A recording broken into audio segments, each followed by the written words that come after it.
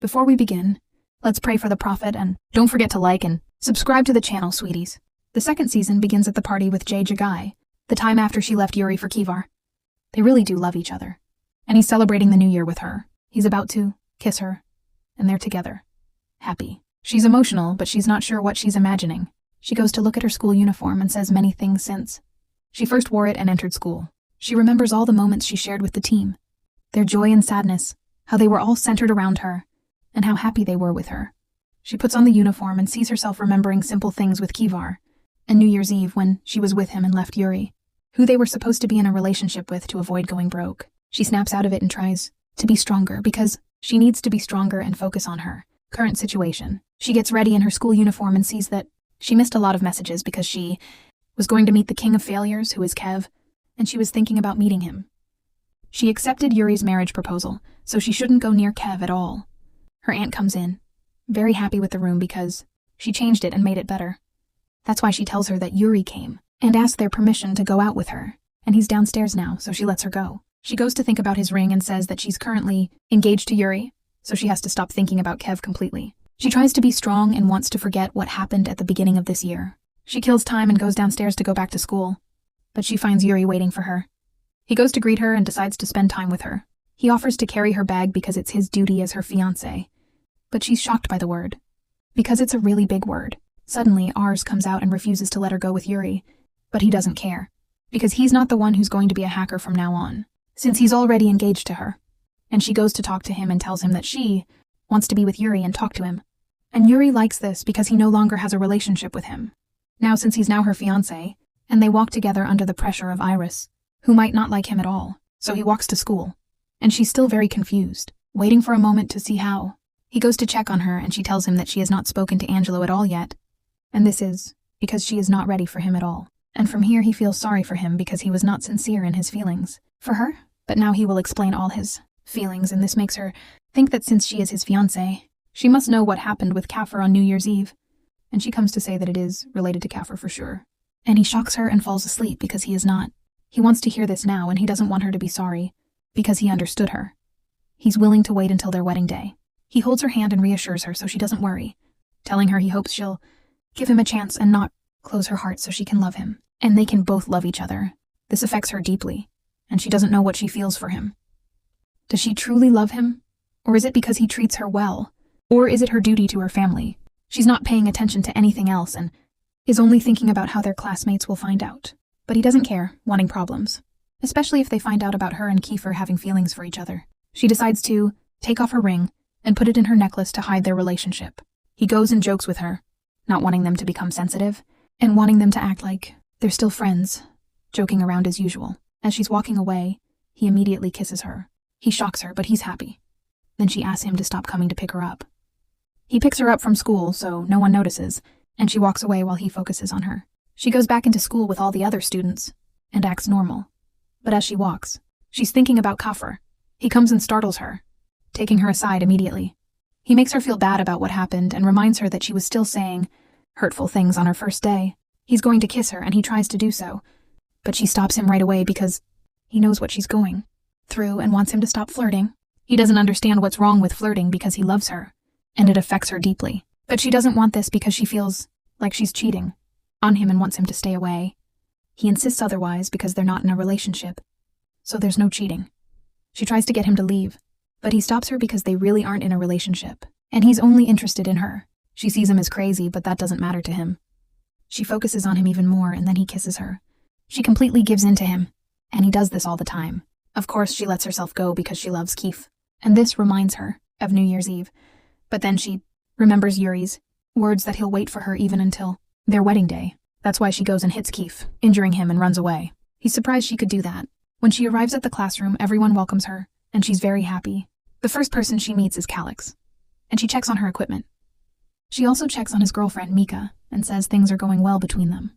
They joke around together, but then she goes to meet Drew, who she sees is still watching them. She's happy and sees everyone in the classroom checking on their friends. She ignores the lunch incident and goes to each class, not knowing what's happening. She keeps asking about CN, but he doesn't answer anyone. She's thinking about nothing happened to him, but she welcomed the others. Suddenly, Kiefer appeared in class, and they noticed he had a cut on his lip. They made fun of him, and she was happy that this happened to him. She then focused on the whole class and saw that nothing had changed with him. They were happy and playing together. But then Yor came and sat down. And Kiefer came too. Each one sat in his place and focused on him.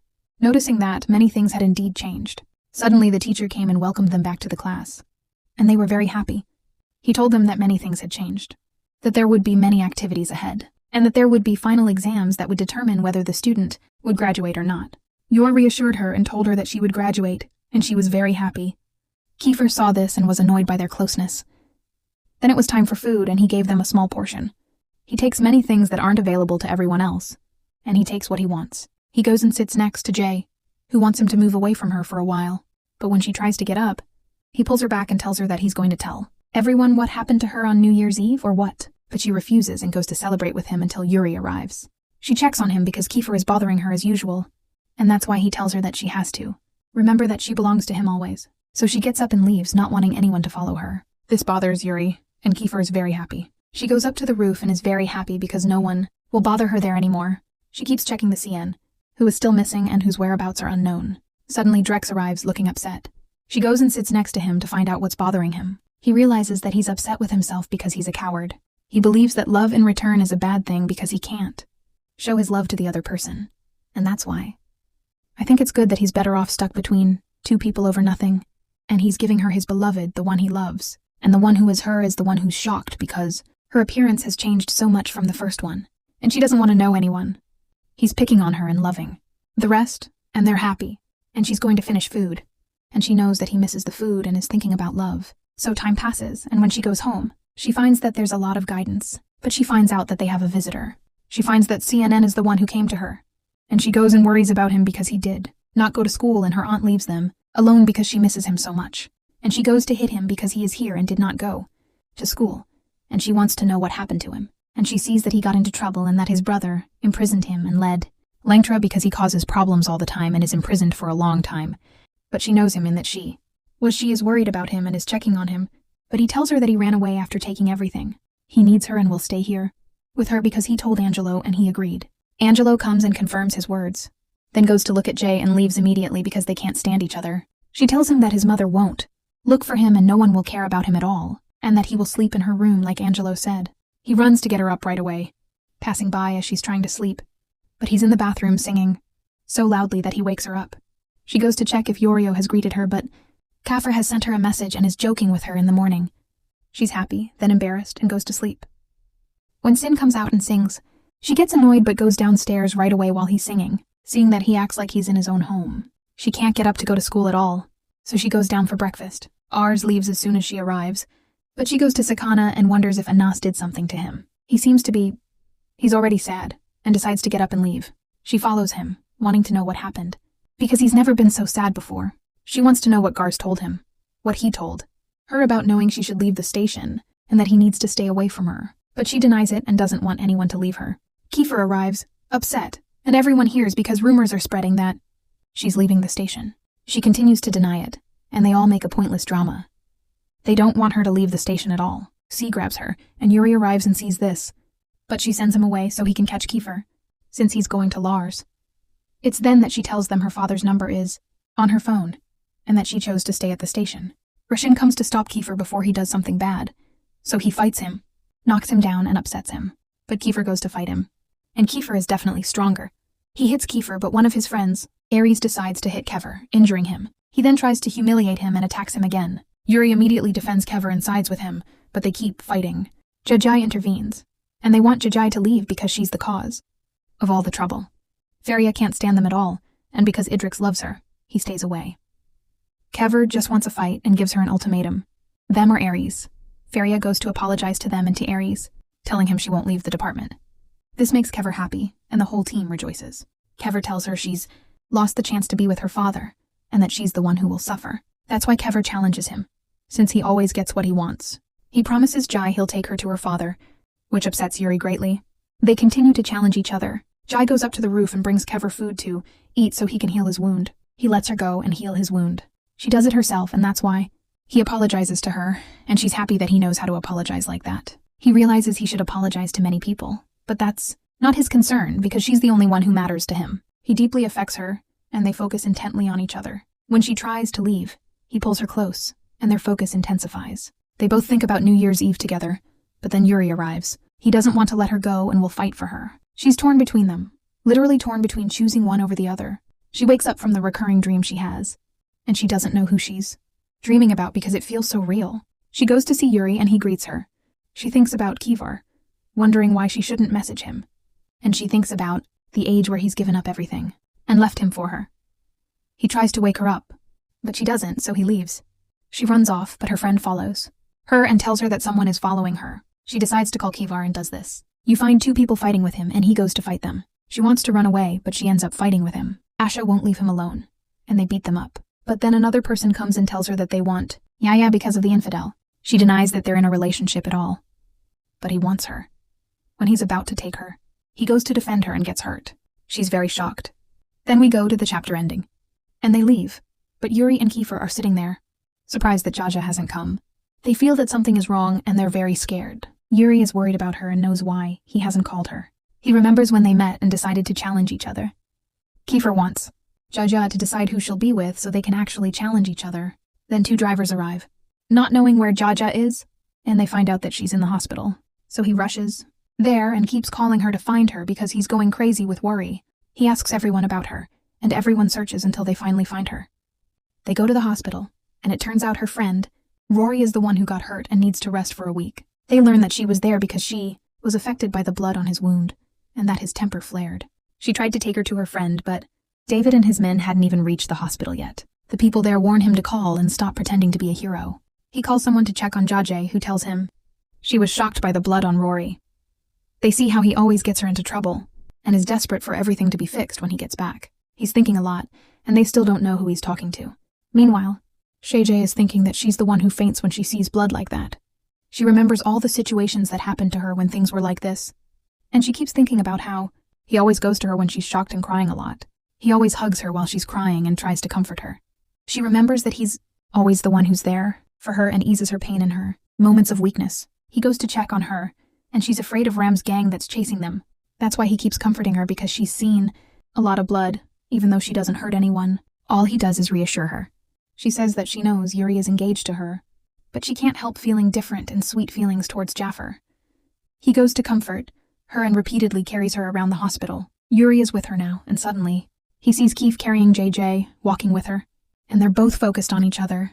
He's very shocked, but he continues walking normally until Yuri goes to him, focuses on her, and tells her that he will never abandon her and will fight for her. She thinks this is all a dream, and if it is, she wants to wake up. The game and the struggle for JJ will begin, with Kif and Yuri.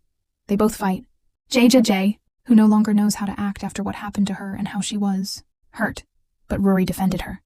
There's also what happened between Kif and Yuri. But here there's a fight, in the classroom, and they teach her how to defend herself. Each of them tries to overcome the other, and test their strength against JJ. Then it's Sien's turn to defeat Killix. She says that what happened in front of her, she wouldn't be able to do it herself. But she tells Sukamph to read the book and do a karate move. He does it, and they give him a big cheer. JJ didn't expect him to know how to do it and wants him to teach her, but he leaves. Then it's Kif's turn. He prepares her, and she tries to ignore him, but she says that she'll definitely know how to protect herself. That's why Yuri leaves. He teaches her how to defend herself, how to protect herself, and how to prevent anyone from approaching her or taking what they want. He then challenges her, and it's clear he's referring to her. Then it's Kiffer's turn, and he teaches her how to use a hair weapon. He tells her to focus on every movement of her opponent so she can analyze their actions. They encourage her, and she goes with him. He tries to teach her, but she avoids him. He immediately pulls her close and holds her, and everyone applauds them. Yuri is already at his wit's end. He tells her she needs to intimidate her opponent and follow her instincts. She attacks him and pushes him away, and everyone is overjoyed. Yuri watches, happy, and they applaud her for what she did. But then she starts thinking about which self-defense technique to use. So she goes for a walk with the bad guy, feeling nervous. But then she gets a message from Yuri asking where she is. She can't even think straight about what's happening, and just wanders aimlessly. C tries to pull her back to focus on where she's going, explaining that they're teaching her how to defend herself and that it's for her own good, not just to avoid getting hurt. When she flirts with the girls, she threatens to tell his girlfriend, Reki, so he keeps quiet. But then he remembers the scent of Ayla, the girl he used to be with, but she wronged him. Her classmates are bullying him, and she didn't do anything wrong. They even accused him of stealing, and she didn't defend him. This makes her remember that she's the reason for everything that happened, and that Kiefer was the one who told him. She realizes that Kiefer still loved her back then, and she's deeply affected and her heart aches. She goes to class and thanks him for teaching them how to fight. She thinks that Yuri taught them, but they know that everyone knows how to fight, regardless of their skill level. She talks to Mayo and argues with him about the game they play, saying it's parkour, while Mayo calls it kapoor. They keep arguing, until Kev comes and stops them because they're acting like children. He argues with her again, and each of them is sticking to their opinion. He tells her she's using bad language, and she's making a scene and covering her mouth. Everyone is watching because he's going to kiss her, according to their agreement. He goes up to her, and no one knows what's going on, but he decides to kiss her right there in front of everyone. Yuri is shocked, and she pushes him away. Everyone is talking about her and focusing on each other under Yuri's watchful eye, and he's extremely annoyed. He tries to pass the time in class, where she asks them many questions and some people answer. Everyone has a different opinion and answer, and they keep defending each other. Jay gets up and supports both of them, because they need to understand each other, and she sees that Yuri isn't. Even looking at her or her way around, the teacher makes them write an essay about it. They get very upset, and she goes to distribute the papers to the class who don't have any. She goes to talk to Yuri, who can't stand her, and she talks about what happened. He says nothing happened, but the teacher yells at her, scares her, and shuts her up immediately. This makes everyone make fun of her, and they go and write about what they're talking about. But she throws Yuri aside to talk about what happened, and they write to each other on this paper. He can't stand her, but he writes to her to focus on the lesson, not on him, which makes her surprised. She writes back to him, letting him know he's probably upset about what happened with Kiefer. She keeps writing him lots of papers, so he'll reply, and he gives her the papers right away. Kiefer notices that they're communicating through papers, and she gets upset with him. That's why the teacher kicks her out. Outside all the time, she lets everyone come to her, but she comes here and goes alone, and she is upset about what happened, and she goes to take the neighbor and play with him, and she does not understand anything. But Yuri comes to her and fights her and laughs at her, and he is sorry that she was expelled because of his insult, and she sees that unfortunately he will not change anything, and he tells her that he came to feel sorry for her and joins her now, and makes her wonder what is going on with her. He wanted to talk to him a while ago, but what has changed now is that he focuses on her and lets her know that he really wants her. He is not upset with her, but he is jealous because he loves her and is not able to do anything more than that, and he does not know how to control his feelings for her since she is engaged to him, and no one knows. He saw another person next to her, and he is very sad because he did not want this to happen at all. I was shocked at the time, and it may be that she does not love him, but she stood on the engagement and that she will be his fiancé, and he will be affected, and that is why she goes to hold his hand. She gets close to him and hugs him tightly, and they're both deeply affected. He gives her a kiss on the cheek, and they gaze intently at each other. He's completely taken with it, happy and moved, then leaves her in shock. She goes outside and he yells at her for being there. She doesn't understand what's happening, but he tells her she belongs to him and him alone. If he ever gets close to her again, he'll regret it, throw her away, and leave. He's really mean. Time passes, and she goes home. She tells him she doesn't want to see him like this again because she doesn't know how to deal with him. His behavior reminds her of her ex-fiancé. She's in her room with her friend, playing around, and he seems to be acting like he's at home, not caring about anyone. She goes to sit alone while he eats ice cream. He thinks she's acting strangely, so she goes to talk to him. He suggests they watch a movie together, but she stops him. She asks him if he's ever seen him upset before, and what he looks like. He confirms that he's seen him before, when he was upset with Yuri, and it was when I was there. He kept hitting Yuri, and no one could stop him because no one can stand up to Kivaru when he's angry. Anyone who gets near him gets hit. She says she feels sorry for Yuri, but he sees him as a coward, which is why he's always clinging to Kivaru, afraid to confront him. She says Yuri does things on his own without telling anyone, and that she should stay away from Yuri if he tries to get close to her. They go to watch a movie, and he chooses what he wants. Suddenly his stomach hurts from the ice cream, so she takes him to the bathroom immediately and leaves. She chooses the movie herself, but he has a folder with her, and she sees strange things. So she opens the secrets video and sees that they are holding Kiko and beating him severely because of Yoro and Kiefer. They are punishing him for getting close to Jaiga J at the party and putting her in danger. They all go to beat him up for a while, and she is shocked that they are torturing Kiko so much and are very happy about it. She cries for him because they are torturing him in the first place, and she is shocked that they would do this to someone and keep humiliating him. Kiefer is happy with what he is doing and is filming it, but then he comes out and is pleased and sees that she saw the video and wants to know why they did this to Kiko. So the day passes, and she is going to confront them about what happened, even if it will upset them and remind her of what Kiko did to her. But she sees that they went too far because he was punished enough that night and was kicked out, so they didn't need to go And they do all this to him. And because of that, he makes her know that they did this for her. And in order to save her, he tries to stop her so that she does not know how to do it, so that then he turns on them. And because of that, she goes to hit him with the man, push him away, and threaten him because she wants to know which hospital he is staying in. So he sells time and repeats that she goes to him there, not knowing whether she will feel when she sees him, whether with anger or pity or compassion. Why does she go to him and she is so attached, broken and tired, and she came to check on him after what happened to him. And because of that, he makes her know that he deserves this. So she has no sympathy for him and she feels sorry for him all the time, even though he did not know what he was doing at the time. But his heart was broken because she rejected him, and even though these are excuses, and he does not understand why what happened, he asks her for forgiveness. And this is what she agrees to, and she does not want him to do this again. And he is affected. She knows that she is here alone. No one is with her. And he feels relieved. And suddenly they are angry at her. They're definitely looking for her. And he sees it. He sees how lucky she is that everyone cares about her and would fight for her. Unlike how he was with her at all. He knows he'll only be out of the hospital for a month. But a full recovery takes 8 months, followed by physical therapy. He also knows he was expelled from school and left his studies because he didn't want someone like him around. He makes fun of himself and talks about how she was kind to him but suddenly changed.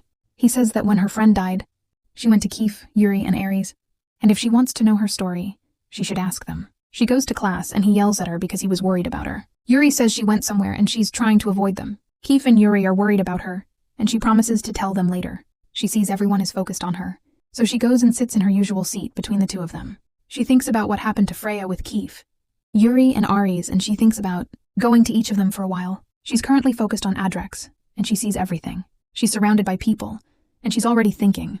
Then the food server arrives and everyone eats. She's talking to Keith, thinking he's crazy.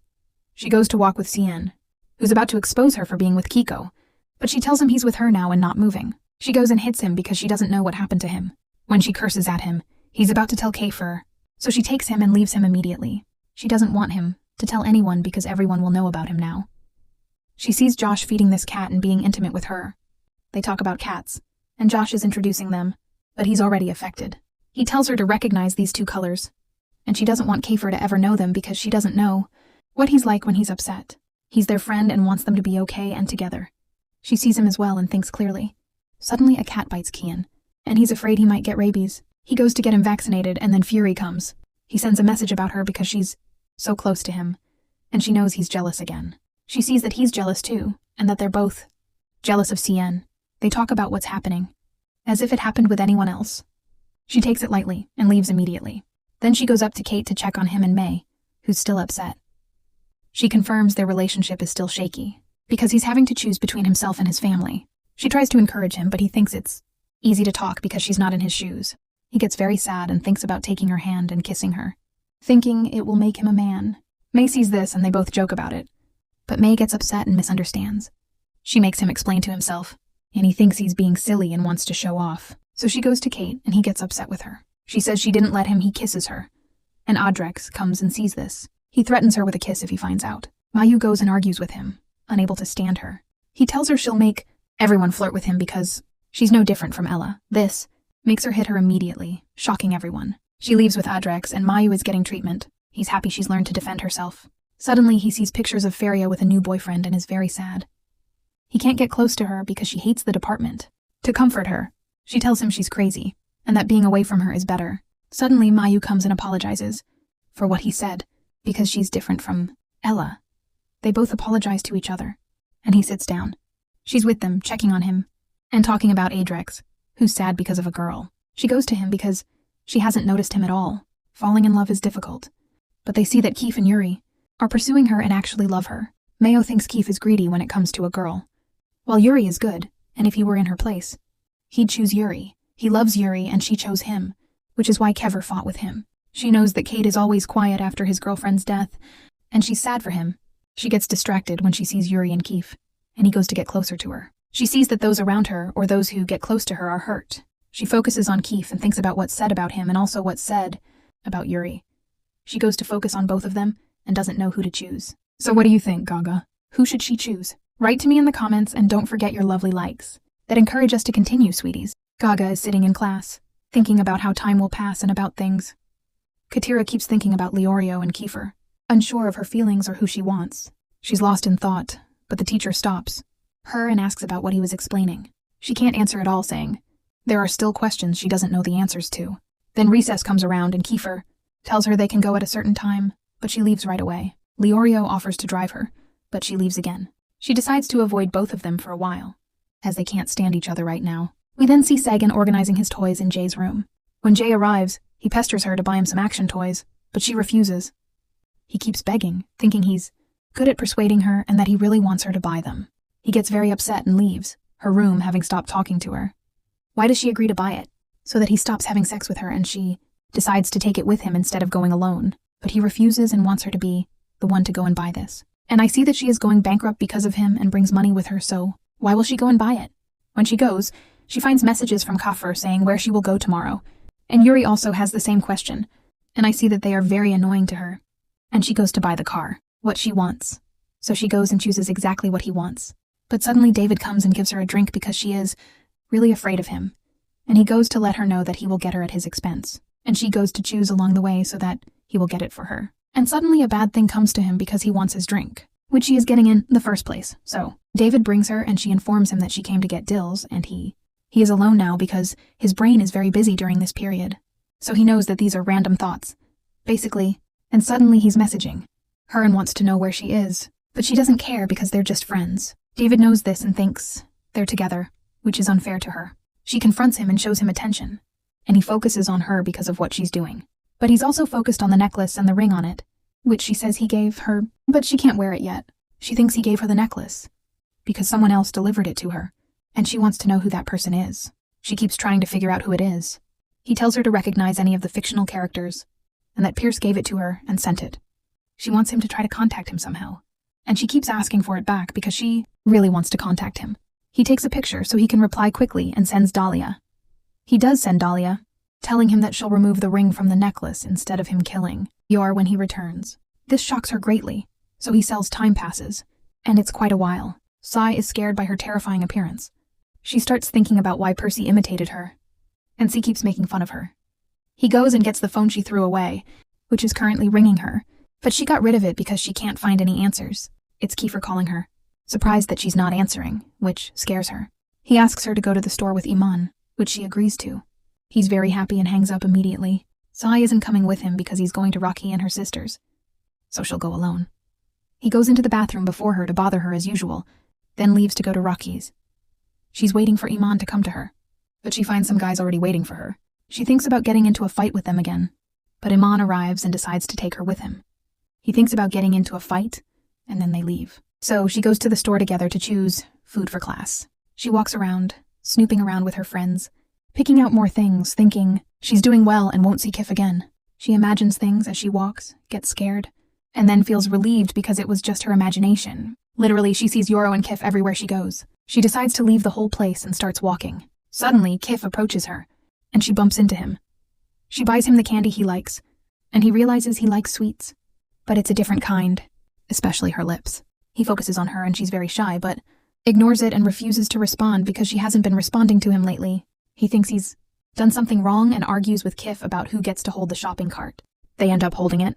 The two of them go together, and she lets him buy the products she wants. She keeps going to pay, and he tells her he discovered something about her father. He leaves immediately, so she goes shopping with Iman.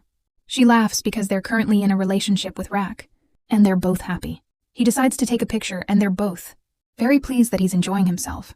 Unlike them, they all joke around together, and she lets them leave first, saying she'll join them later. Suddenly, Kevin calls her and wants them to go together so he can tell her what he found out about her father. She goes with him to his house, and she notices he uses different cars every day. She wants a different one and sees that he has many cars. He's willing to give her his entire house if she leaves Yuri. He reminds her that she belongs to him and him alone, and he affects her.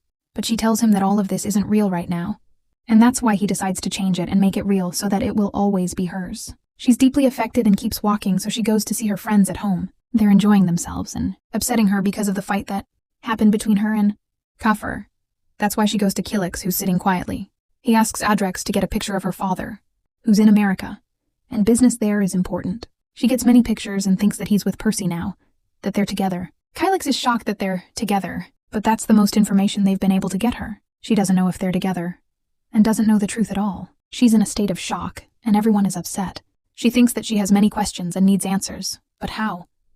He reassures her by promising that even if she has many questions, he'll be there for her and get her the answers. She thanks him for helping her find her father. She goes home and keeps thinking about what happened. Feeling sad, Sin notices the medicine. She is crying and does not know what happened. And because of that, she tells him that she discovered something about her father, and instead of being happy, she is sad because their situation is very complicated. But he makes it easy for her and goes to joke with him to get her out of what she is in. He says that his mother said that she is buying him an apartment of his own and wants him to be independent. And she sees that this is the best because he was alone all along and she wants to be his help and be with him.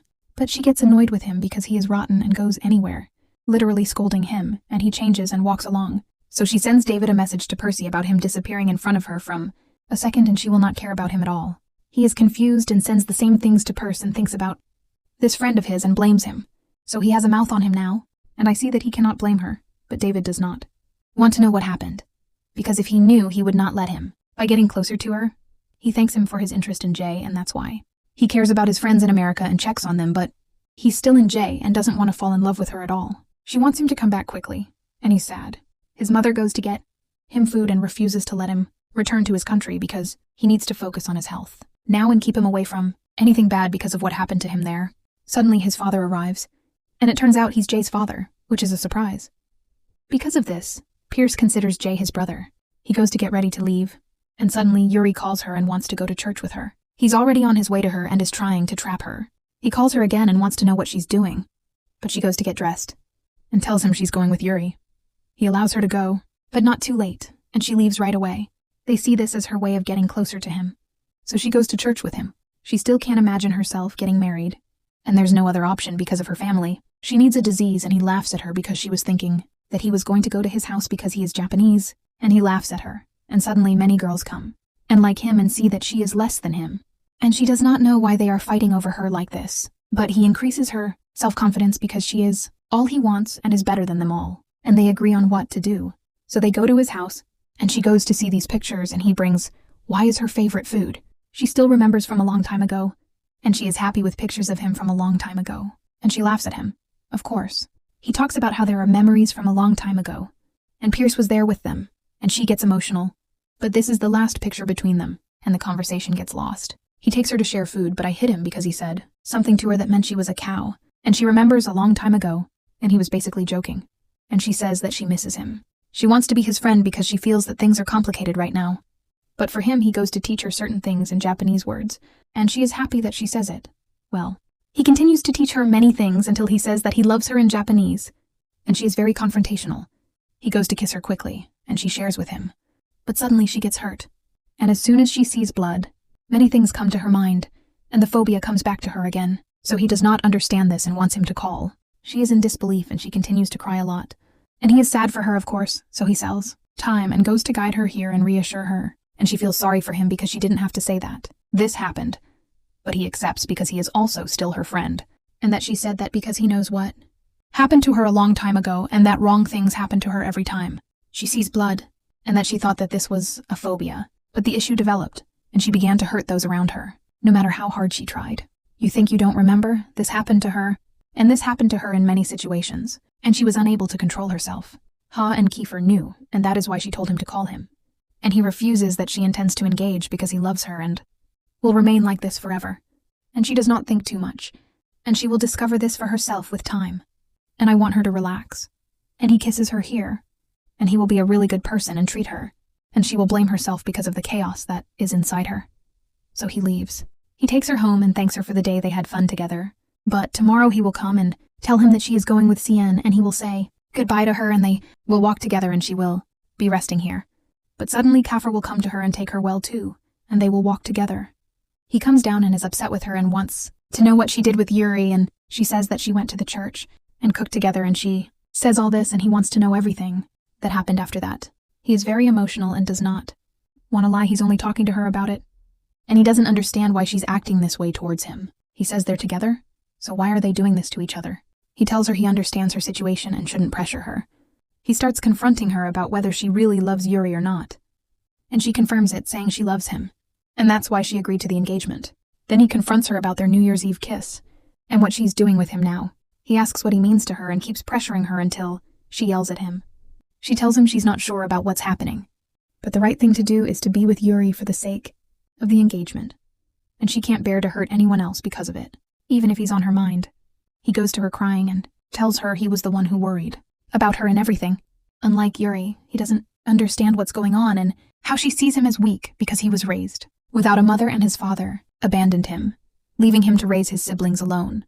And she doesn't want to leave him at all because he really loves her. And that's why she hugs him and they both cry. He says that they didn't want anything, even if they chose Yuri, but he doesn't want anyone else. He confesses his love to her here. And she says that what Kafir said wasn't a question, but she knew the answer. She says that she loves him too, and she hugs him constantly, and they both cry together. She comforts him, and they focus on each other. She has already chosen how to snore. Cien is dreaming and arguing with someone, and he's really a strange kid. But on the other hand, Jaja, Jay is sitting happily, remembering the time she was with Kafir when he confessed his love to her. And she confessed her love to him too. She is very happy, but she is afraid of Cien's outbursts while he is sleeping. She goes to think that Kafir is the one who suddenly calls her, and she is very happy, but she answers. He checks on her, and she tells him that they yelled at her because she came home late. And that's why he suggests they tell everyone she's pregnant and get married, but she thinks he's crazy and wants them to go to sleep. He, however, is thinking about her, dreaming about each other in different places, confessing their love, especially him confessing his love for her to the end and beyond. She tells him she loves him too. Sue wakes up and overhears her, intending to find out how she has a boyfriend. He tells her what she said, but then he goes and argues with him to see who she's talking to. Suddenly, Arsua stops them because they want to sleep. She goes and argues with Cien because she's been keeping Sue up all night, and she makes him go to sleep right away. She's happy with what she said and is very pleased. The day passes, and they go to class, which Sue drops off at. She's arguing with Cien, who kept her up and made her want to sleep in the first place. But he thinks she was in love last night, and she goes and argues with him right away. Suddenly, Yuri comes and brings them food, and they're always happy with it because they're practically beggars. But Jay tries to ignore him and doesn't know how to tell him what happened because she feels it's difficult to tell him the truth. She's waiting for Kev to come. He notices this and tells her he won't be coming because his father went to his house and they're having problems right now. But she denies that she's not interested in him at all, and she denies it in front of him. But inside, she knows it's obvious she's looking for him. They see that she's very quiet and definitely misses Kev. Wasim comes and tells her what happened last night. She was talking to someone and she likes him, and he leaves when the cat comes and runs after her. But then he goes to take her food, and she catches him right away. So the day passes, and Wasim is asleep and dreaming about the cat, Eddie. Meanwhile, she's thinking about how he hasn't been to school these past few days and checking on him, but he's bored and acts like a cat. And she's scared of him because he's so strange. She's always thinking about Kafra. And suddenly he calls her and tells her he misses her terribly and wants to know what's going on with him. He goes to check on her and what's happening in class. She tells him she misses him, but he hasn't told her anything about himself, not even texting or telling her anything. She wants to know something about the problem he's facing, so he tells her it's family problems. She confronts him about how even these problems might distance him from her and prevent him from even texting. She keeps checking on him, and he likes her concern and finds her very sweet. He wishes he could see her, so she offers to send him a picture, but he's being mean, of course, and shocks her. Yes, he's just joking with her. And she still wants to know what happened. This reminds him of 3 days ago when his father arrived and wrecked the place. The servants are trying to treat him, but how does he manage? He checks on his 2 siblings, especially younger Kieran, and goes to comfort and hug them, hoping everything will calm down. They're scared because they don't want to go with their father now that he's back in the country. He's nearing the legal age and will fight for custody. He's waiting for his children's birthday to pass and tries to reassure them that they will be together. They leave immediately, and Kafir doesn't know what to do because he wants to protect his siblings, who are his family. He calls Ryder, the lawyer, wanting to talk about his father. What he feared has come true because his father is back, something he dreaded after his mother's death. He plans to prepare the paperwork to keep his siblings. He finds out about this, and Jagai is shocked. The day passes, and he's bored and goes to fight with Jajai as usual, but these men arrive and go, with Ella accompanying them. They find out where Jajai is. The Kif family has asked for them there. Sakin is scared because Kif would never do this, and he thinks this is his father, but she decides to go right away and they all leave together. The whole class is gathered at Kif's house, unaware of what's happening. Jay recognizes the place and they're waiting for Kif. Then, Kif's father arrives, a very unpleasant person, and goes to greet them. They see everyone there and are surprised, which is why he's drawn here. This is why they know he's not as patient as before. They're there to eat with his son's friends, and he welcomes them warmly. Suddenly this car arrives, carrying Kafir and Yuri. They see that they've all gathered together and hope they're all well and safe.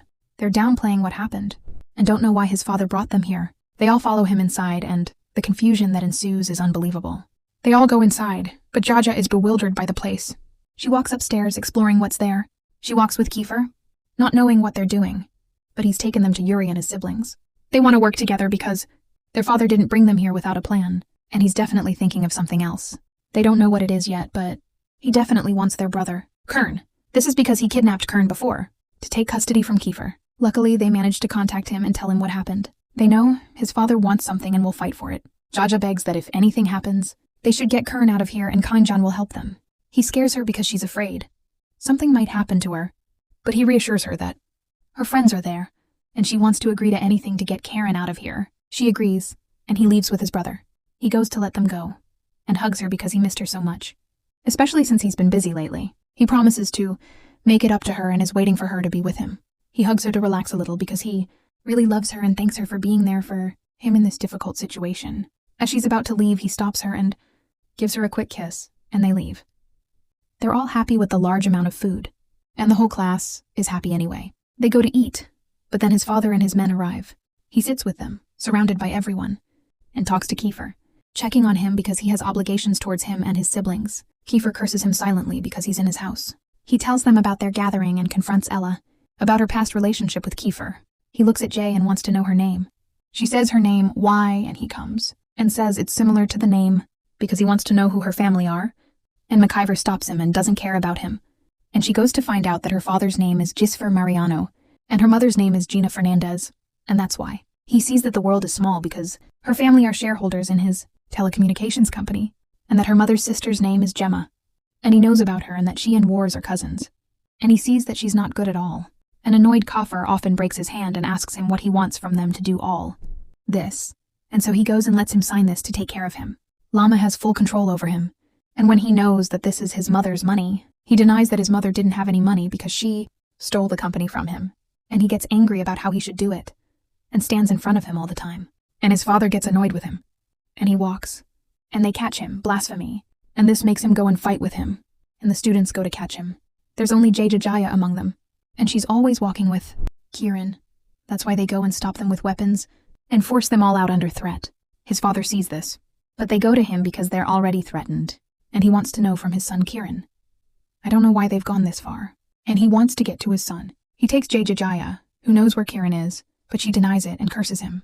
This makes his father go and realize that he knows this type of woman well because she's after his son's money, and he's stupid. He yells at them to make everyone kneel, and he does this to them. When Keith refuses to do this, he immediately hits her, and she can't stand it at all and wants him to have mercy, but he refuses. Every time she sees Keith being beaten, they all go and fight together and stop them with weapons, thinking they're brave. He goes and hits Keith and wants him to sign this, but he doesn't want to anyway. He takes it from him, and Jaya tries to. She stops him, and they are trying to make him not do this in the first place, and she is going to prevent him from hitting him. It is normal, and she is provoking him, and he sees Wars. They do not want this, but she is not afraid at all, and she knows that he will never kill a student, that people will disgrace his name like that, and that he will not have any companies with him, and she tries to influence him, and he is happy with it, and makes them put down their weapons because he took their leave, and thus their teaching of the lesson was postponed. For a couple of seconds, they walk, and he lets them walk, and she can't stand them at all, and here she can't hold herself because she was thinking that she is going to die, and you see that she is brave. But Kafir starts yelling at her to determine Dylan, and this is a person who is not afraid of anything, because he is someone who is a professional in killing in the first place. And Kern comes and checks on her, and they think about walking and warning her that she is doing this yet. So she thinks before she makes any random decision, and then they walk away, Yuri worrying about her and making her feel uncomfortable. Ali Jajai is worried about her, so he's wasting time and she goes to eat with Cien. Kiefer messages her, but she doesn't reply because of what he did to her and she can't stand him. But Saikin thinks she has another boyfriend and jokes with her, believing the fight between her and Kiefer was just a lover's quarrel. She denies it immediately, and goes to tell him what happened because she was willing to sacrifice her life. And in return, he yells at her. He sends LA to tell her to come down to him instead of talking to Angelo, and he makes her go down to him right away. He takes her as his prize, and she goes with him while he's upset with her. She tells him she's upset because of what happened, and he wants him to apologize. Everyone sees it from their own perspective because he wants her to save him, and he was actually worried about her. She starts cursing, and he thinks she cursed as they agreed, but she refuses. So he gives in and thanks her because she was right and saved his brothers. Despite everything, he was definitely hard on himself because of what happened between him and his father. This made him remember when he was little, how his father constantly challenged him and couldn't bear to let him lose anything. He was always fighting with Yuri, and he came to him thinking his father was the one who did. This was the first time Angelo met him. He was crazy like his father, but he taught him how to use his strength to protect the people he loved. In contrast, his father had been violent towards his mother since they were little, seeing her as constantly taking money from him. He hurt her and didn't even care about the children, who had lived a difficult life since they were children. Angelo went and decided to help him become strong so he could protect his mother from him. When they kept him away from his father, his mother became pregnant with Karen, which brought him back to them. But when they returned, his father was constantly fighting with his mother, and he decided to defend her. But she was holding back. This made him fight with his father all the time, and he was literally trying to save her. She doesn't consider him anything and tries to stop him from his actions. When he's about to finish him off, she goes and hits him, making him escape. She'll take care of everything, but unfortunately, his father was a monster and decided to beat her even more until she fainted. He couldn't do anything for her, and in the end he killed her. He couldn't do anything after beating her and tried to revive her, but she was already dead. He lived a truly tragic life and failed to protect his mother until she died. But now he won't let Liv take his siblings from him, and that's why he's fighting alongside him. He kidnapped Kieran before, for his own good, and is trying to shift the blame onto him, but he won't be weak like before. He'll protect his siblings, and this makes her cry because her father is awful and has endured so much. She sees him as brave for being able to withstand all of this. She thought her life was difficult, but he turned out to be even harder. There are many stories, including one where, after his father remarried, he returned to take everything from them. They are deeply affected and decide to leave, but he doesn't want her to sacrifice herself again because he wants to protect the people he loves. He makes her happy and focuses on her even when he's sad. They leave immediately, and he drives her home, taking care of her. She goes to see him off right away, and he leaves with her watching him. But then she comes in and rushes in because she's taking too long. She notices that she's drawn to Kiefer and doesn't know how she can be with Yuri and Kiefer. She has to put a stop to this before Angelo finds out. She tells him that it's obvious she loves Kiefer, even though he thinks he's just playing her and using her to get revenge. He says that he used to say the same things to her and yells at her because he's only using her. He makes her cry a lot, and she gets very tired and sad. She sits there sad and remembers in that Ares is trying to doubt her about how, because of what he said, he also said it, and she thinks that he is playing on her. But she does not believe this at all, and that he trusts her and told her what is happening between him and his father, and they trust each other and love each other too. And she becomes confused and decides to follow Lev, that Ares knows about this relationship of theirs, and that is why he is berating her. And I see that she is crying because her voice was different, and he did not say anything to her that would bother her. He decides to hit him to get away from her, and he is ready to get into an argument with anyone in her family because of her and to reassure her. And she sees that he is crazy, but he knows that he loves her, and he comes and says that he loves her to no end. And she stops him and wants him to change that and says, "I love her only," and he says that he loves her.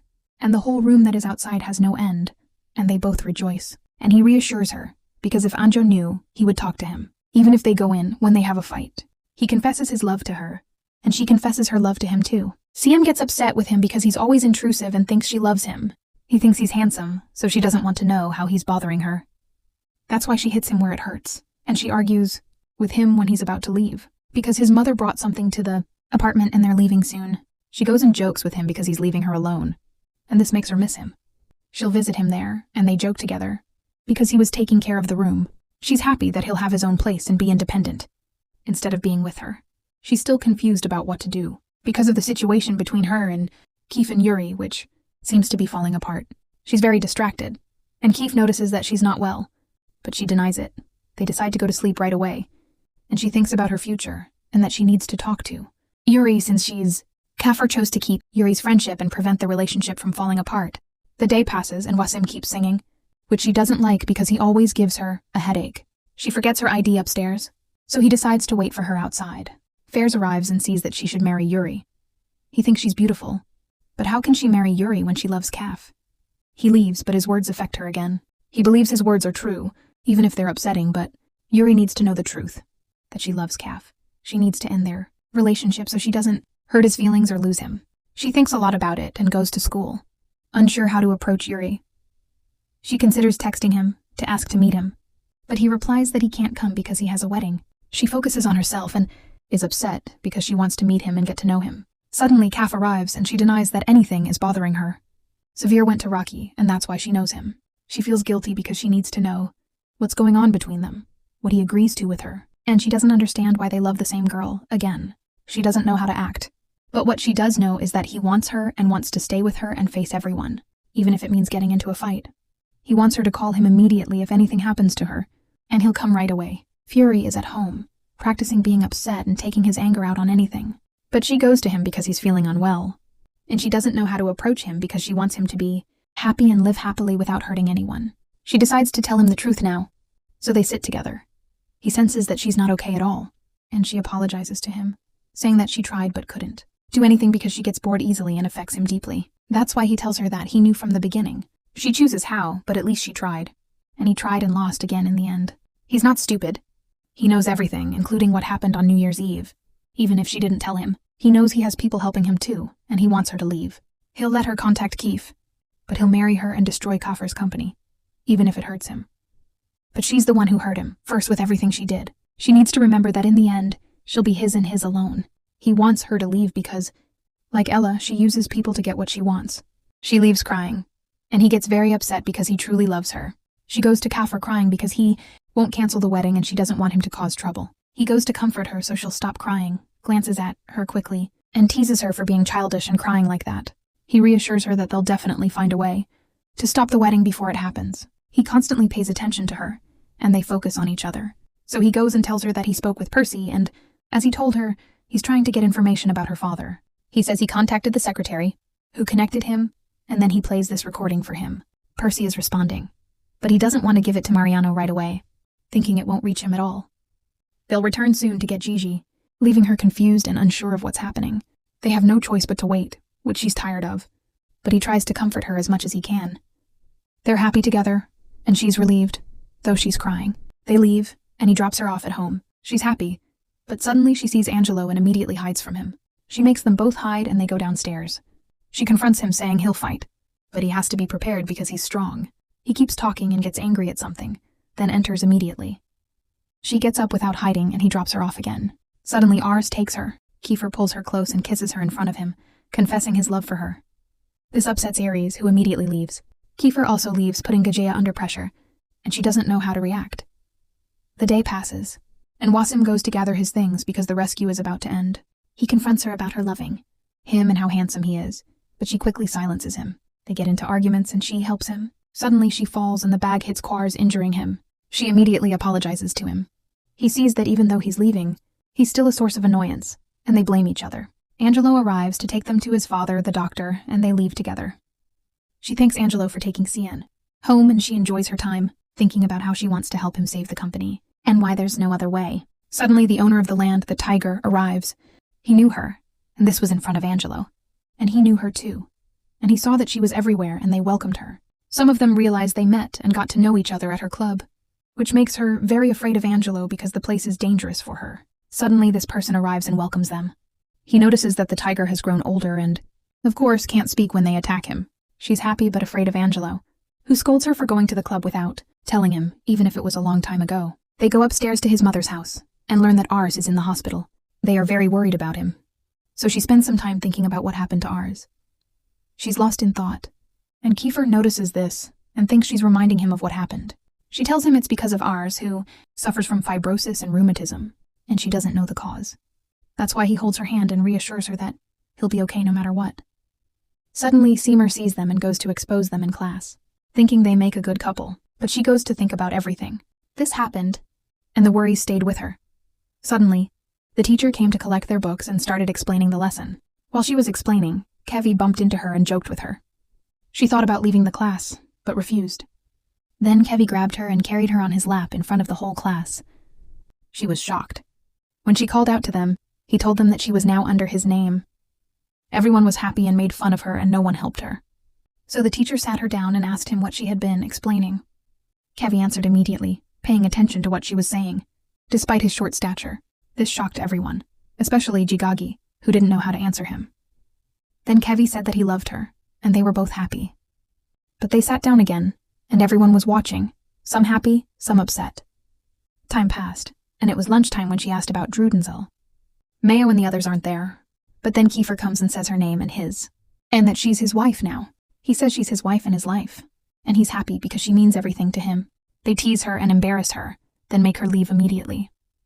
They gather around for a meal, and she goes up to Drew, Denzel and Mayo, who is happy, but they confront her about her and Kiefer being together now. She denies it, and that's why they ask her about Yuri, whom she should have chosen because Kiefer will hurt her, not act. They don't want her to regret not choosing Yuri, and the class will split up again, so she shouldn't be the reason for that. They leave immediately, leaving her shocked to see that this happened to Ella before. She told them that she'll be ruined, so she goes and thinks, not knowing what to do because they're going to fight. Suddenly, Angelo comes to her, and she wants to wear a dress because they're going to his place, which makes her very surprised. He takes her to the hotel and restaurant, and she still doesn't know where she's going. He tells her they'll be having dinner with Yuri and his family, who are overjoyed to see her and check on Ars, who's been having trouble breathing for a while. Yuri's mother is waiting for the wedding to happen on Jaisha's birthday, but she's upset because her own birthday is months away. She's lost in thought, wondering when she'll choose her dress and whether she'll go with her. She sees Yuri acting lovingly in front of them, even if he's upset with her, and she senses she'll face difficulties going to Japan with them. She's upset because she doesn't want that to happen at all. She lets Yuri take her and they walk alone for a while. She doesn't understand what happened, but he wants her, even if she pretends to agree. His only goal is not to lose out to Keith, even if her heart belongs to him because he's the one she'll marry in the end. He leaves. She doesn't want to go in there again, and suddenly she sees this girl, who's Blaster's friend. She knows she's coming and wants to ask her for something. Suddenly, Kajan arrives, coming to celebrate her birthday there, because Kif is with them too. She's shocked and scared that something might happen. She doesn't want to get involved in other people's problems. She already has enough on her plate. So she goes and sees a girl who's been getting close to Kif, who is coming. Everyone is already part of the group. Kif explains how to meet her and that her name is Maki. When she comes to feed her, Jaja gets very upset. She literally can't stand them, and it's obvious she's jealous. But Yuri's family takes Angelo for work, so Yuri is given Jaja's food and eats it in front of Kif and Maki. She wants to know what their relationship is, and they say they're close friends. Not really. This is the same as her and Kif, and Yuri finds that. She's upset and texting Kafir, who laughs at her and confesses his love, but she's unmoved and insults him. He sees her using bad language again, and then there's going to be a kiss, but Maki takes the phone from him and gets close to him. This makes Yuri notice that she's jealous, and laughs with him at her words. She goes to talk to her, saying that she's not a stranger to her, and she keeps saying that she can't stand her and repeats that her beauty is unique. But she tells her that there are definitely others like her in the zoo and that she's very ugly when she laughs with her. She doesn't like her at all. And they don't like each other either. But Kagan quickly silences them and lets Maki go. She wants Kaf to go with her, but she stops him immediately. She actually goes alone, and he follows her and focuses on her in the bathroom, talking about how she's hovering over everyone. Currently with Hao, and she thinks she's not pretty, but she's trying to get guys to notice her. And she learned this from her mother. She shocks JJ, who immediately punches her in the face, making her bleed and curses her terribly. So she goes and says she's not like her mother. But Hao goes and denies being jealous, cursing him and saying she can't stand him. She walks away, then goes to school and sits there, completely fed up with Hao. They're collecting money, and he tells her that Hao defended her. She blames him for that and challenges him because she can't stand him. He grabs her as she walks away because she's been following him since yesterday, and he gets close to her because she's jealous of what happened. She confronts him, but he gets close because there's no reason for her to be jealous. She's always thinking about where her thing is, and they focus on each other. He kisses her, and everyone is happy, but the other team doesn't like this at all. Then he comes along, and they tell her she's wanted in the summons office. Yuri and Kiefer are sitting there, not speaking at all, so she goes to talk to her. She wants her previous teacher's autograph, and without it, she won't graduate. She doesn't want to go there because she doesn't want to meet Cyrus. She'll give her leave so she can go, and she takes a pill she doesn't like at all. The class starts fighting to defend Jijai, and then she comes and stops them because Yuri is against Kiefer. You see that the division has begun between them, and they are very shocked. The class is divided and they fight each other from the second, and she is shocked at how he and Yuri stand facing each other. And she goes to sit while thinking about what made them like this, and I see that this is something different for him because she had not seen this before. And she is thinking about talking to them to find out what happened, and that no one is willing to know her, but she must know exactly what their secret is. Suddenly, she finds a lot of chocolate with her, and she thinks that Sakin is the one who brought it to her, and the one who is going to see this, and she will give it to him. But in exchange for this, he will let her know what happened. Of course, he refuses, so she goes, to open it in front of the whole class and tries to seduce him so that they know her. What happened to them and is hidden from her? When she makes everyone want chocolate before the exam and keeps pretending that she is very happy with chocolate, but her phone sends me a message here from Kafir and she wants to stop with her. Because it is not funny, but she decides to continue what she is doing and the bad guy decides to talk and introduce her in exchange for the chocolate, and she gives him everything he has in exchange for him not knowing her. Question, and she says that they are. Why? They look into the past. And so he goes to tell her that Lori was upset with the people and they were supporting him. And he sees that what is happening is normal and that the whole class is not supposed to be like this at all. And because of this, they go into disbelief and he tries to silence them, but she stops him and disrupts the chocolate jug. All the while, and he rejoices, and she sees that they are still upset with each other. And suddenly the teacher comes, because of the exam, and this happened in her favor so that they stop fighting. When you are preparing for the exam, and what you are starting here, time is running out and everyone is complaining about the difficulty of the exam. Most of them don't finish. But they go and pick up the paper from them all the time, and they walk from class until they reach Jaija, and he informs her that she has to pass the paper from the previous school so that her grades can be counted, and she starts to graduate, and he takes the paper from her even when she is not finished yet, so she goes home in this messy room of hers and sends SN to let her know exactly what is happening. And so he calls her and informs her. He wasn't supposed to let her know this, and I hope she forgives him because he owes her a lot and keeps talking to her, and she's upset. So we go to the night she came to visit Iris in the first place, and she's hesitant about whether she's going to come or not, but she has to do this to make her know what she's going to be in. She's trying to calm herself down as much as she can, and she's going into her room for the first time and seeing her room for the first time.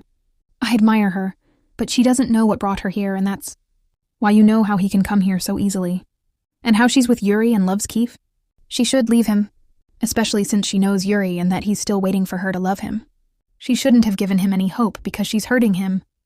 That's why Jajib is clapping for him, because she's the one who started the conflict between Yuri and Keith. She leaves and doesn't want to talk to him at all, but before she leaves, she warns her not to be stubborn because she'll regret it if she stays with her, and she's experienced that before. But Jajib makes fun of her and goes to sit alone, so while he's busy organizing the school and class camping trip, suddenly Ella messages Yuri and wants to talk to him. This is while the class is walking, with Jajib and Keith, who is focused on him. She's thinking that she won't focus on Yuri or think about her relationship with him, and she goes and makes fun of Freya as she walks. And she makes fun of the people accompanying her and says that the place is useless. At the campsite, Varya is basically in control of everyone around her, especially Mika and Jajiga. Sim teases her because she's definitely not going to be like them. So they tell them that this location is for their class, but first they have to take a picture together. They all go and gather and take a picture together, and they're very happy. Then it's night and they set up camp. Wikilees thinks the organizer is probably annoyed with them for leaving them in this messy place, and Shagya doesn't like it and doesn't know how to handle it. That's why Kev goes to her and decides to help her set up her campsite. She tells him that she's going to her school tomorrow to sign the papers since it's nearby, and she refuses to let Sakine go with her. So Kev insists on going with her so that nothing like that happens to her, and also Yuri. He comes here and she decides to meet them tomorrow morning, and she thinks that she will not know anyone and will run away while everyone is sleeping better early, and she goes to interact with Cien. Kiefer goes to meet Adrian tomorrow. Vian brings his phone to follow Jajawi there, so the day passes and she comes to the old school and welcomes this guard, who is surprised when he sees her and knows that it has been a long time since the last time Mia walked. He informs her that Ciro, her friend from a long time ago, is here now, so she should take her mind and know that everyone here knew about their relationship. She goes walking and thinks and starts to feel sorry for him because she did something bad to him before, but he accepts that this is normal and they both are happy. She walks away and thinks about her old school and hopes that she will never see Cyrus while she goes walking. She's disguised and can't believe she's finally getting into the principal's office, but she goes in and finds Cyrus right there in front of her. He's overjoyed to see her and she's shocked. He tells her he's very pleased to see her, and when she tries to leave, he stops her and chokes her because he's still talking to her. He also tells her where he missed her, and that's why he's trying to make her suffer like she did to him before. He terrifies her and laughs at her state, wanting revenge for what she did to him. He leaves and she remains in shock. She tries to get up, especially when the teacher arrives and sees that she seems to have become respectable since she was always yelling at her. She wants to check her information, but Jajai leaves still in shock. Cyrus goes to her and tries to talk to her, but she immediately hits him and shocks him. She tells him to stay away from her before she explodes in his face. And that's why he tells her he intends to give her a taste of her own medicine. What she did to him, and they hit her. They knock her down and he beats her, because there is no help for her. And they pin him down so he can hit her with his comfort, and all of a sudden Hao and Yuri come and stop him and beat him all. The time in the whole class comes and she hits the one who lives in her, and David checks on her, and the fed up one comes and checks on her, but Cersei doesn't know who they are, and Eurosifer knows him themselves, and they hit him all the time, and the class knows how to lose, Gega coming really with ease, and the girls there like them too. So David goes to check on Jagai and the class, and Kiefer hits Cyrus because of what he did to Jagai, and Farhan sees that she follows Jagai and is happy that they did, that and wants to know what he likes about Jagai, and so they tell him that she is their friend, and classmate, and who is in the family and from what class. And Kiefer says that she is his, and they beat her up, but he talks a lot, and because so you go and stop them all the time. He's just been discharged from the hospital and is completely exhausted, but Kiefer immediately picks her up. He keeps watching Tyre, who is obviously sad, and gives her a quick kiss, a kiss to make up for the bad language she was using. They leave the camp under Tyre's watchful eye, who is very upset about this. They arrive back at the camp and want to eat, but they're happy with their new clothes. Fashish comes under Kiefer's watch, and he goes to eat, but David arrives and is waiting for her to say anything to him, so he can stay with her. When Kiefer sees her with David, he changes his mind and goes to give her food. He sits next to them and next to Yuri, letting her eat instead of taking her to the hospital, just to check on her. She looks at both of them, and David is annoyed by his closeness and leaves. So Kiefer goes to sit next to her, while Yuri watches, telling her not to go out alone from now on without someone with her, because if they aren't there, they arrived and she was very upset. So she told them about Cyrus, and that she went even though she didn't want to meet him in the first place. They kept questioning her and were very worried about her, seeing that he was jealous and upset because she would get hurt by them. He admitted to her that it was too young for her to meet her ex, and asked the sleeping buff for his opinion on what would happen, and he was definitely right. To end the conversation, he warned her that if she did anything without telling them, he would lock her in the house afterward, making her wonder why everyone was so worried about her and against her. So they bought time and returned in the cold rain, only to find that their fire had been stolen. They were freezing, cold, and discovered that A's department had come to their place and literally wrecked it. He saw that they had taken her favorite toys too, and they found that their things had literally been stolen. But they were scared when they found something like, they find a dead snake and are thinking of using it to get their revenge. They wake up early and go to execute Cian's plan to go to the police station to get their revenge. They go and hide before being seen by the snake. This is when Fee is very spoiled and playing with her friends. But David takes the snake from Cian and bids it farewell, saying that he will be the one to avenge them. He takes it inside, and they have already made a plan. They are sleeping and moving the snake, pretending that Fee is moving. Maria tells Fee that she is brave and will do anything. But when they see the snake, they all scream and run away immediately. So they go to get the food they have and Gage's teddy bear. Kaffer checks the other stations and agrees on a meeting place. He goes to celebrate with the others that they will actually get their revenge.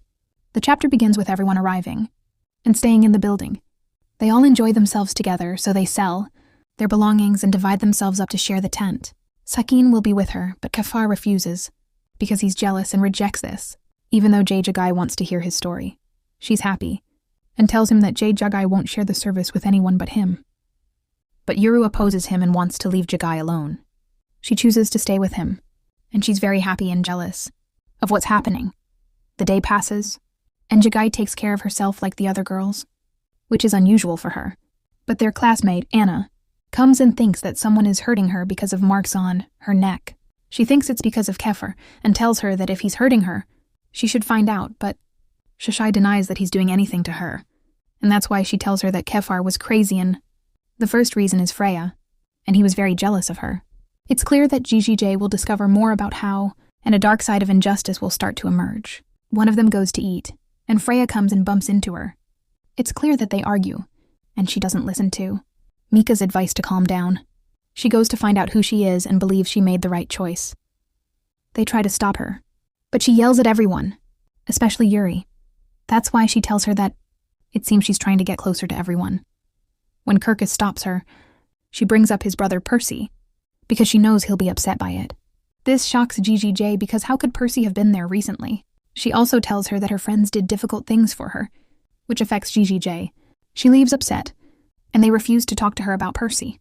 But she's still upset because she wants to know the truth they're hiding. As she leaves she goes alone to the river to get some water, and suddenly she hears a woman crying. She can't stand her at all and doesn't know what she wants. She wants her to leave because she can't argue with him right now. But Jaja goes and talks to her, and she tells her that she's not playing games with everyone like she thinks. That's why Feria tells her that Keith and Yuri are her exes, and that after Pierce left, Yuri was the first person to truly love her and give her what she wanted, like any man would. Then he left her and abandoned her, and she couldn't forgive him for what he did. Then Keith appeared and did the same, saving him from his situation.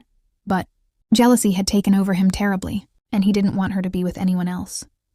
She doesn't want to do anything without him or upset him, and to get over this, she tried to flirt with other people until they broke up. This upsets Jaja because she didn't know the truth. Sia continues, saying, people started seeing her in a negative light, completely unaware of the truth. When she tried to leave, Jajaya would hug her, but she'd stop and walk away alone. This made Jajaya think about the many secrets hidden from her. Will she find out what's coming in her relationship with Keith? Suddenly the rest of the class arrives at this place and finds Jajaji. They're happy, but she's upset because she didn't want anyone with her in this quiet place. They walk, afraid they might fall, and they cry all the time. Suddenly David arrives, wanting to know what they were talking about with Feria. Felix arrives and jokes with them, and they decide to go and take pictures together before going into the river. CM takes pictures of Jajaji too, and David suggests she go and have fun with them in the river, but she decides to stay alone. This makes Adrex go and catch them, taking pictures of her and throwing water on her to get her to go into the river with them. She stayed and enjoyed her time for a while, and Sack told them that he had seen her house before, and that there was a mark, like a tiger on the skin. Everyone who saw it wondered what it was, and she also wondered what had happened to her. She was sad that she couldn't see it and said that it happened when she was little, but she couldn't remember what had caused it. When she was sad, they would joke with her about her scar and make her go down to the river with them against her will. Of course, Ismatzin had taken pictures of them, and they would go around joking with him all the time. She was happy, and they played together in the fire. She was happy with the rest of the group, and they were really doing well. They passed the time and went home happy, especially Jay and Gigi. But she was shocked when she found Angelo, sitting with the camp supervisor, who asked her where she had been. He refused to speak to her at all. Ars came and Angelo confronted her, saying that Cyrus's family had contacted him and that he had gone to the hospital through his friends, and that she was the reason for what had happened. Whether or not, and you see that she always causes problems for them, especially Ars, who thinks she is crazy because she always hurts people and does not listen to their words at all, but Angelo wants to know what happened, and because of that, Kiefer Bijou informs him that he is the one who did this to Jijajai, and that he made this place of Jai because Cyrus used to hit her. And if it weren't for them, it wouldn't have been Jai. Jaija would still be fine. And Cyrus did this because he wanted her to leave Angelo as a very strange stranger, and take them back to their camp the next time. She goes with Kev under the supervision of Ares and Angelo, so she goes with him and sees that there is something inside her and asks him why, and he promises her that he will tell her the truth. And because of that, she asks him whether he really harmed Feria or not, and this is what he is sure of, and I still don't understand why he did that. And that's why he tells her that Feria was everything to him. He had no intention of hurting her. But after that he found out that she was still in love with Yuri.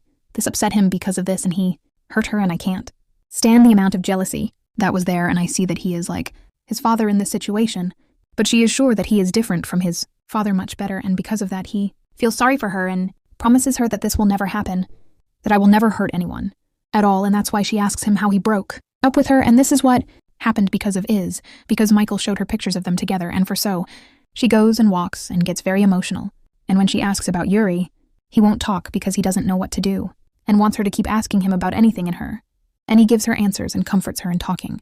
They are happy together and they walk. So time passes and she is asleep, but she is surprised that Kif and Yuri are bonding with her, and this is because she does not run away from them like every time and wakes up. Kif and Yuri don't. They leave her alone, and that's why they think about what happened at night before they go to sleep. When I drank, I went to the classroom, and they were filming her. She was completely out of it, doing strange things. She was really crazy and totally abnormal. She didn't like what happened, and they untied her with the rope they had tied up. She came out of the tent and found everyone sitting there, scared of her because she was really crazy. Kiefer was teasing her, because she had been calling herself Barcode for a while, And that's why, she had played that character in a school play before.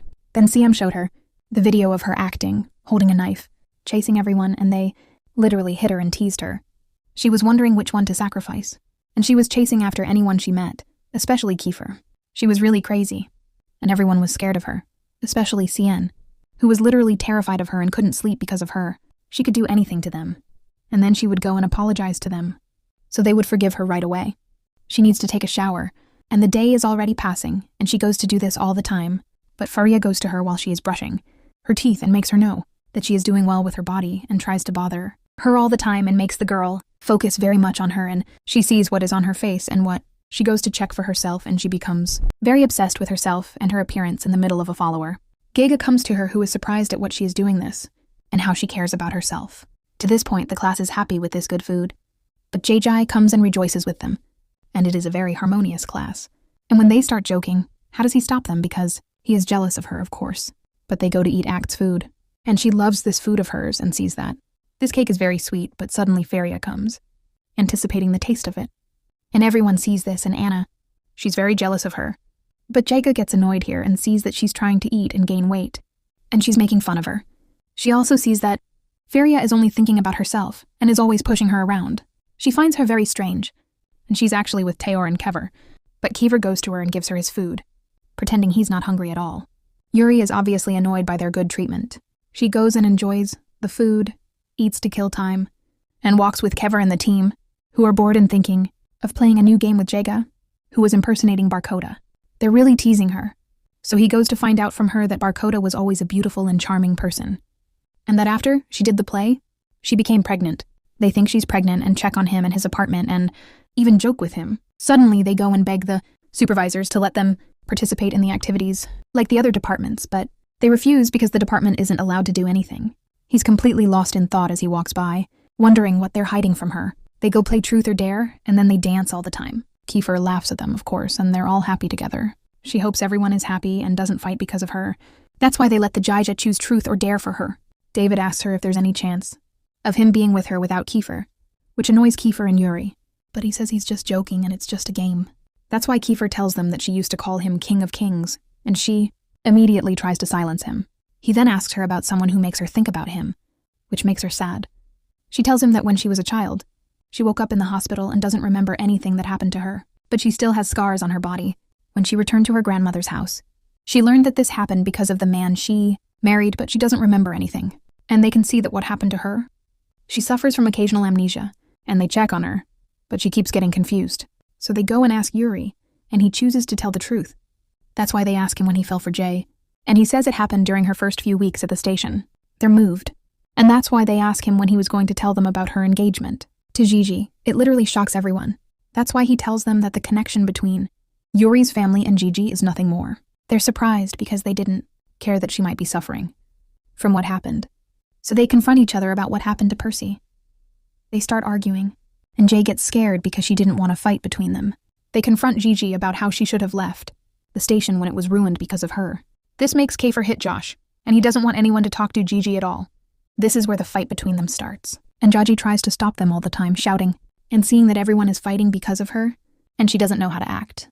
But the supervisor comes here and stops them immediately, not knowing what happened to them. Kiefer looks at Jaji and sees that everything is being destroyed because of her, and that this once harmonious class is now filled with animosity because of her. So he passes by Jaji, who wakes up to find Kiefer hugging her. She focuses on him and sees that Josh was right, and she should have left the department at that time. She focuses on Kiefer while he is sleeping and touches him, focusing intently on him because she has fallen in love with him. She is very happy and sees that she is in love with him now and wants to please him. But she is afraid that the department will become hostile. She tells Kiefer that she is still in his hands, and she doesn't want him to be without her. She goes to get closer to kiss him, but she notices that he is awake and tells her that it is just a normal kiss and hugs her, because he likes it. And they kiss here all the time, and they love it very much. And they love each other a lot. But they get up when everyone wakes up. So she goes to look for Yuri and finds him with Ai, who refuses to be with her at all. She asks him if he really loves Jajajai or not, and he confirms it and leaves. She apologizes to him because she lied because his mother talked to her and said that she wasn't right for him in the first place, and she wants to stop him from being with Jajajai because she's the one who really loves him, not Kev. They are shocked, and she's saying all this because she won. Yuri doesn't trust her and doesn't know how to believe her, even though she's telling the truth. She keeps apologizing to her for everything that happened. But suddenly Ars comes to them. And Kev goes to hit her, but Kev stops him. Ars goes to blame her because she betrayed him and came back to Yuri because she loves him and she keeps crying. Ars is about to hit her. Yuri, but how could he beat him and Boywoff? He knew this from the beginning. And if she came in to prevent him from Ella, he walked away. And Gajajia went after Yuri and asked how to do it. So Ella went calling for him in the forest in the middle of this rain. And she was afraid while looking for him. And he was already sitting cold. And she saw that he was hot and suffering from a fever. And that's why she took care of him. And he went to tell him that he was sorry for what happened. He doesn't know why he keeps her love for him and makes her hug him and she feels sorry for him. Because these are just problems. And she can't give up her unrequited love. So he goes to tell her that Umawal takes care of the family and was a little reluctant from the beginning because she loves him and cares for him and his family. Is very strange, and she also likes to joke with him together, and because of that he tells her that he is still wrong and is treating her because he is the one who loved her. He proposes to her and he is the one who arranged their engagement together and told Angelo in order to maintain his company and work. That's because he loves her and will save her from. Kafar, however, sees this as not love, but selfishness on his part. She yells at him, and he is affected and cries. They remain upset, so the day passes, and he falls asleep on her lap. Yana wakes up and wakes him up. And he apologizes to her, but all he did was because he loves her. When she's about to leave, he hugs her, confused. But how can he come here when he is completely disheveled because he was looking for her all night and was worried about her? The whole team comes and checks on her. But she goes to Kafar, who is very upset with her and thinks that she went to cheat on him with Yuri. He is upset and angry with himself and cries. But Jay comes running and sees that he is crying and angry. She tells him to pretend that he did not see anything, and leaves immediately. Jajai does not know what to do and how long she will stay like this. She cries and is really confused about who Jajai will choose between them. Is Giga Jay in the hospital, feeling sad. Angelo is with her, but she's remembering the night she was with Yuri. He told her that he arranged their engagement because she wanted to be with him. When Kiefer saw this, he thought she was cheating on him with Yuri. He said he'd pretend he didn't see anything. She's lost in thought about everything that happened, but Angelo is talking to her, telling her she needs to calm down even for Ares' sake. She's very confused, but then she snaps out of it and confirms his words. He tells her to take care of Ares until they get back together and can talk about everything. He leaves, and she realizes that a lot has happened to make Ares fail. She thinks about her problems and remembers when he saw Ella with Yuri and when Sean came to attack him, how he hit him and made him very sick. Suddenly he wakes up, and she's happy that he's starting to recover, even though he's tired and can't stand her being near him, and that's why she lets him. No, he's always upset with her because she's always worried about him and always leaves. But then he remembers and says that he's not upset with her. But why is he the only one who remembers what happened between them in the past? What she did to him, and why he's the one who kept putting up with all of it? How could she not remember that they both lived together with her mother and played all the time? Her mother would come and take care of her and bring her everything she liked, and she'd make Ars take the food. And her mother would make her call Ars her older brother and take care of her, and he was focused on her. The truth is that he hated her mother very much, and the only person he loved was her. The truth is that her mother was always bullying him and treating him badly, and her mother was always getting into fights with people because they made fun of her since her children had different fathers. She was thinking about how she would get the money to continue Jaji wars. Who should be going to school now that he's older is being suggested to her by her friend, who tells her to take the children to her mother. However, she refuses because she's not her real mother. She's just a street child. In short, she needs to be independent. We learn that Jaji is actually from her mother, and she tells her to call Jaji's father to ask him for money since he's rich. Wars overhears all of this and goes along with it, saying that even though their fathers are different, he's still her brother. He always takes care of Jaji, even when she's sick and crying because she wants her mother, who often leaves them. This has made Jaji used to her mother's absence. He makes Wars go and cook her food and buy her whatever she wants. He always loves Jaji and cares for her more than anyone else. When he goes to his mother, she gets upset because he left Jaji when she was sick, even though he brought her food. The blame falls on him, and on his first day of school he was very ill due to neglect and irregularity in his basic bodily functions, such as using the bathroom and eating. This prompted his mother to confront him, blaming him for not watching his sister, and for not drinking enough water. She told him he couldn't go to school anymore because he had no money, left due to hospital bills. When he asked to go to school, she went and was harsh with him because he was a stubborn child and had to obey and help her. This caused his grandmother to intervene, stopping her because she was hurting the child. She immediately defended him, and he cried. It was the first time he had ever seen his grandmother, and had anyone by his side. He was passing the time when his grandmother decided to take him and raise him. With Angel and his mother, they decided to raise him together so he would have people around him, although he wanted his sister. Jay to be with him, his mother refused, which made him constantly restless. They tried to calm him down. He takes his time because he wants to be good to them and get to know them all. His mother makes him behave well with them, but on the condition that she returns one day with Jajai. He cries a lot when she leaves, and that was the last time he told her she was his mother. He spends all his time waiting for his mother, but Angelo thinks he's a poor thing because she's never coming back. That's why his aunt suggests he come live with her and enroll in school with Angelo until his sister Jajai comes. He really wants her, but when his mother arrives, he's happy because he thinks she'll take him. So she tells him he can stay with his aunt for now, and she'll take care of him and bring him lots of toys. But he feels she always loves Jajai more than him, so she explains that when he grows up, he'll understand everything. She hugs him, but he pulls away from her and hugs his aunt, crying because he won't be with his sister, Jajai. He used to cry a lot because his mother had separated them. But one day when he grew up and heard news about her, he was overjoyed to see her again. However, he began to get used to her absence. Her mother remarried, and they drifted even further apart. He was happy with his current life. When he saw her, he thought she might recognize him, but he realized she was too young. He went and stayed with her because she walked, barefoot, and was a mischievous child from a young age. Despite this, he had always cared for her, putting his shoes on her and making her obey him. He taught her how to wear those big shoes and even how to ride a bicycle. He saw that she was being mistreated by her stepfather, which is why she went off to walk alone. That's when he saw the car that had been following them everywhere they went. So we go with Eris, who is with Euro and Kiefer when they are young, but this person has been following them all the time, and we do not know where he is. And that is why he tells them that he is always following them.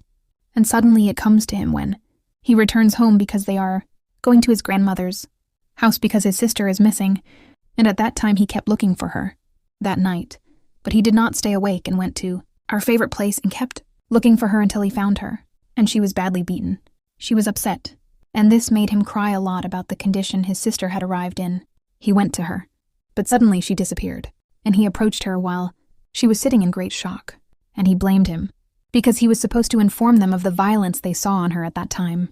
It was possible that all of this had not happened to her in the first place.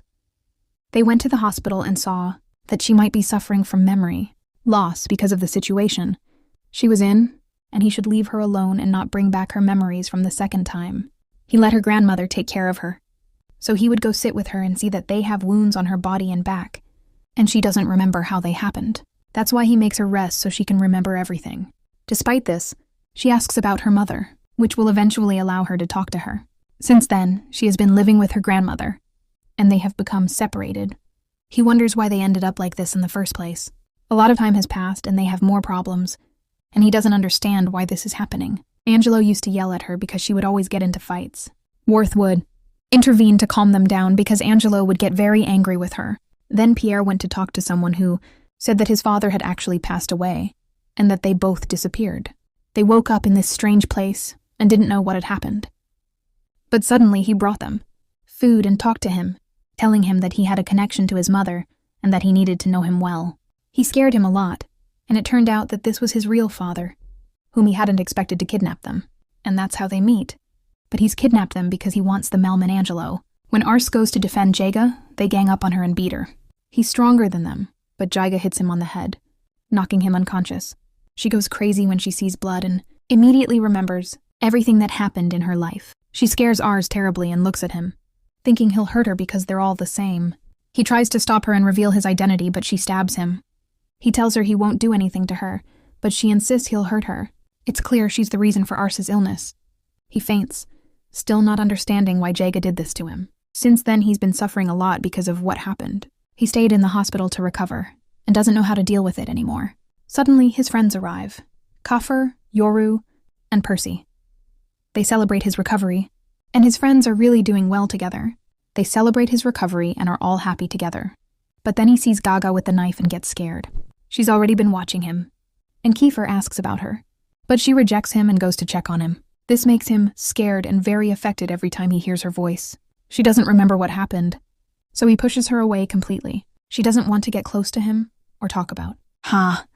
He gets very upset and makes her leave immediately. He says that even if he tries to go back to normal between them, his mind keeps remembering the night she tried to kill him. He's with his friends, driving around, and they joke with him. Thinking he's crazy, Kiefer talks to him, saying that since he left the hospital, he's clearly changed, but he doesn't say anything. He goes to think about where they'll go out tonight, as he missed them terribly. And indeed, they go out tonight. They are together and talking about the girls and the beautiful view. But suddenly it is raining and they are standing at this time and they are all joking together and they decide to walk in the car in the rainy weather. This is strong and they are paving the way and afraid that anything will happen. And they are all afraid. They see that he has to continue in order to give the car to Angelo. And he does not want to stop at all. But here he gets tired and thinks about what happened. They notice this and he keeps thinking and is very affected. They wanted to stop the car until he had an accident. And this left him at that time. A terrible thing happened and he heard Sobes, who was tired and tried to get out of the car, but he was very tired. They were trying to get him out and walk so that he could go and get help for them because they were going to die. Pierce let him save himself and walked and left them, so that Pierce got them out of the car before it fell into the river and saved him. This was all because of his contract with Jaga Gajay, so he returned. Time and family Jay Jajai knows that Pierce is coming to the house.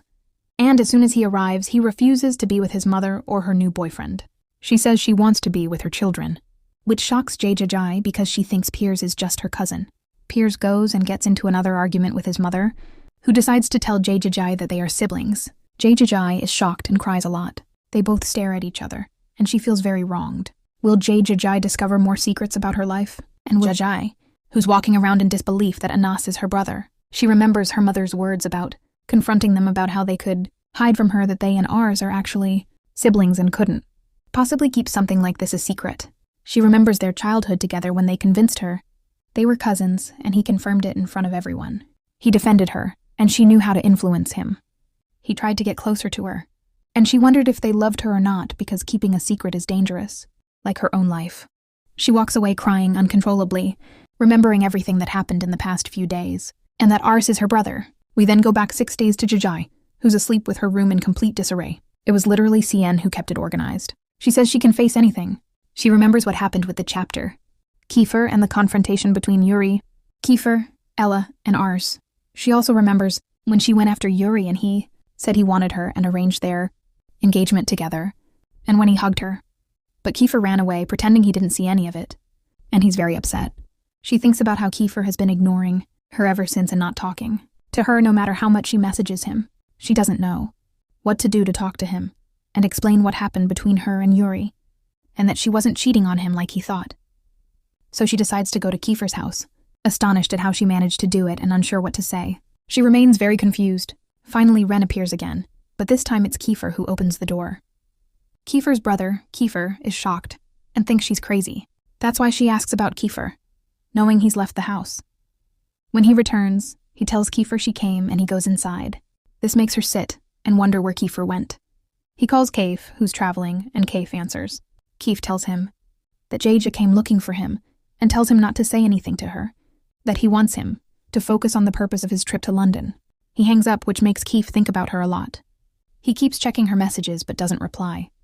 She apologizes to Kaif, saying he needs to focus on his goal and will have her wait a little longer. Then 3 days later, Jaja is with Angelo, not knowing where they're going because she doesn't like surprises. This makes her apologize to Kaif because she wanted to surprise him. Suddenly, Yuri's mother arrives. She had asked to be alone with Jaja and goes to check on her because Jaja is very nervous around her. Her mother wants them to start preparing because there's no time left. She reassures Yuri that he's better now after the cold he caught while on the trip with them and offers her. She sees him, and suddenly the owner of the shop arrives and greets Yuri's mother warmly, speaking to her in Japanese. She thinks he's insulting her, but he's actually going to choose a suitable dress for her. He chooses this one with her, and she lets her try it on. She goes to see it, and is very impressed, thinking it looks great on her. He asks her opinion and tells her that this is the dress she'll wear with Yuri and Jajigai. Jajigai says she feels wonderful wearing a wedding dress, but she doesn't know what to do because she doesn't love Yuri and doesn't want to marry him since he lied to her after she trusted him. She thought his family pressured him into agreeing. She goes to ask her opinion, and her mother tells her that deep down she doesn't want her to be Yuri's wife because she loves her son and is ready to give up anything for him. Jajagai understands her because she and Yuri's father loved each other, and his family didn't accept her, but she did everything she could to prove herself. The family continued like this until she gave birth to Yuri and he joined the family. At that time, she completely embraced him and saw him as a blessing, especially since he was handsome and intelligent. She gave him everything he needed until one day he introduced her to a woman she didn't like because she wasn't from Japan. She knew this family wouldn't love her the way she had loved him before, and she was afraid Yuri would suffer the same fate. That's when she spoke with Kiefer and conspired with him to keep Kiefer away from Yuri.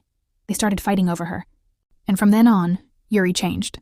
He dyed his hair, drank heavily, and became very ill. Then, Maya reappeared in his life and made him happy again. She decided then that she would do anything to keep her with him. She hesitated to love her son, crying and trying to win him back because she couldn't bear to see him suffer again. She wanted her to love him. Yuri makes Jajai go and hug her while crying and tell her that she loves her son. This makes Jajai think to herself that she can't do that to stop someone else's love. Then we go to Kafir, who returns from his trip to Annie and remembers his conversation with Kijin. He calls her and remembers everything they said about how he would answer her immediately if she asked him anything. Suddenly, Yuri sends him a message saying that he can't stop his wedding to Jajai, so he should stop interfering. He is shocked. Then Jajai comes with Angelo and sees her grandmother and is very happy. She hugs her and her aunt. But Maha comes and offers to hug her, which she doesn't like at all. However, her grandmother makes her go and hugs her immediately and checks on her because they don't talk at all. She keeps wanting to know more about her until her new husband comes and proposes to her. It's a gift, but she gets affected and develops a complex from it. Their marriage is because their previous marriage caused her a complex and a phobia. She's very scared because she had the same feeling with her stepfather. Suddenly, she snaps out of it, and he notices she's not well at all. He curses her and tries to change the subject so they can have dinner. They all leave, and her mother stays with Jajai, who tries to compose herself. Her mother blames her for acting like that in front of her new husband, especially since she's trying to get close to her again. Every time she understands, they'll be family again with her new husband, which doesn't sit well with Jajai, of course. Then Yuri comes to her and gives her mother flowers, and she sees him as her daughter's future husband. Jajai doesn't know what brought him, so he tells her that Angelo sent him a message to come meet her mother. They leave, which puts Jajai under pressure and she tries to stay strong. Suddenly, a visitor arrives, Kiev, and the first thing he does is she sees him and is very happy about it because she missed him after a long time. She doesn't know what brought him here, but she might see him. He tells her he was in London to meet his cousins, because the matter concerns his father. Maybe someone can influence his father or help them, but they refused, especially since they only do this when they have no other solution. She goes to check on him and asks if he's still upset with her, but he doesn't answer so he can concentrate. As soon as he finishes, he arrives and suddenly hears the Neuro inside. They're talking and getting along well. He realizes he knew Yura would move without him, so he goes in immediately, surprising everyone. He greets her mother, finds her young, and is impressed by her. They get along well, and he joins them for dinner. Yuri doesn't object, even though he can't stand him inside. That's why he goes and sits down with JJ, who's sitting next to him. So they start eating together, and Yuri takes care of her, while Kiefer also goes to look after the food. Angelo is watching this and Yuri, and that's why they ask Fee what brought him there. Fee says he came to see Jaga Jaga, and everyone is shocked when he says he came to see her for no reason. When they ask him about their relationship, Fee says that Jaga Jaga is his best friend, and Kiefer says the same thing. They get into an argument, especially when Fee says that Jaga Jaga will be his bride. That's why Angelo yells at Jaga Jaga and wants to know what her relationship with Kiefer is. She gets flustered, and Fee says that they are friends, but also lovers. He yells at them a lot, and they still don't know how to act. Suddenly, Fonu's phone rings, saying that Kiefer is being threatened, but he gets a call about Aries, and he repeats it. They all go together immediately, very worried about him, and she still doesn't know what's happening to him. Her grandmother reassures her that Anars will be fine and wants to know what's going on between them. That's why Yuri tells her they're having an affair even though they're engaged. That's why Keith tells her he loves her granddaughter, Gigi. Her grandmother wants her to fix this. But Keith intervenes, telling her not to blame Yuri because he pressured her, and that they are the real couple. This makes Yuri angry because they're having another relationship, and this makes her grandmother make her think and choose who she'll be with. She's walking her around because she can't believe this is happening, and they're worried about her. They're putting Gigi under pressure. We come back 2 days later with Gigi, who goes to class. Everyone is unusually quiet, and she doesn't know how she got through yesterday. She's talking to Sakan and sees that they're still fighting. This makes David go and talk to her outside. She goes with him, and he calls Percy. He makes her go and talk to him right away, and she does. He tells her he's coming back, but she refuses to look at him because he causes problems in her life. She apologizes, but that's all. She even refuses to meet him after a few days. Even though she's given him 2 more days to answer all her questions, she's still refusing. When David gets close to her and she apologizes, she wants to know what he means to Percy. So he tells her that Percy helped him with his girlfriend's relationship in exchange for him protecting her and keeping her safe. She's shocked and cries. He focuses on her, then goes closer while she's crying. He looks at her, trying to look at her, while someone watches them. He tries to hit him, but she immediately pushes him away. He starts thinking that she's having an affair with David, so she tells him that she was talking to Percy and how he suspects her. He refuses to let her near him because if she does, he'll hurt her. She focuses on him while crying, and he leaves immediately. She's deeply shocked and knowing how to act. We see her the day before with Gigagi, who arrives thinking that Kafur still hasn't spoken to her after what happened. They tell her that Ares has been discharged from the hospital, and when he arrives, he's shocked to see her. Her mother hugs him and tells him about her new husband, but he rejects him. She talks to her aunt about what her children are doing, which shocks Gigagi, who is bringing them together with Ares. That's why Maha yells at him. Because he chose a different mother, she sees that Gigagi still doesn't know that Ares and she are actually sisters, and she's deeply shocked that he hasn't told her the truth. That's why Arsen says that even if she knew, nothing would change between them. She tells him that he didn't want her as his cousin's daughter, so how could he accept her as a sister? We then move on to the present, where she's in the street crying, not knowing what to do with her life, just like in those movies. She goes to leave. She's crying but trying to pull herself together and encourage herself that she can carry on as normal. She tries to comfort herself and walks to school. As she's walking, 2 people come after her, and she bumps into them. She tries to run away from them, but she's scared and keeps running from them until she suddenly falls over. When people see this, they check on her and rush her to the hospital. Even though she's injured, she goes to school and walks straight ahead. She arrives here and sees Keith getting into a fight and hitting people, but she comes and picks them up. That's why Mayo tells him that he tried to kiss her before, and she yells at everyone. Suddenly, Yura comes and picks him up. He goes and warns everyone not to go near Gigi, saying that someone was trying to get close to her and threatening everyone, especially Sagan or Kilix, but they immediately deny having a relationship with her. And he goes and tells Yura, and they challenge him. Some people are upset because he's taking what belongs to her and has taken everything from her. Suddenly she faints, but when she wakes up, he tells her that everyone in the department is her lover. That's why she tells him not to talk to her like that and to speak to her respectfully. But he's no longer trusting her at all because of what she's doing to him. And he feels she's playing him and is definitely planning to get involved with all of them, to destroy them and separate them. That's why she tells her friends in her sleep that she's part of the department. He takes her away and they follow him. The others are shocked. He takes her to Ars and Faria and tells her that she belongs to Ars and her stupid cousin. Ars immediately defends her, and she's happy because he's her brother after all. They think of him as inferior to them, and he wanted to destroy her in his past. When it happened, he didn't care, or he still doesn't care. This makes her cry constantly, and she gets upset, walks away, and refuses anyone to approach her.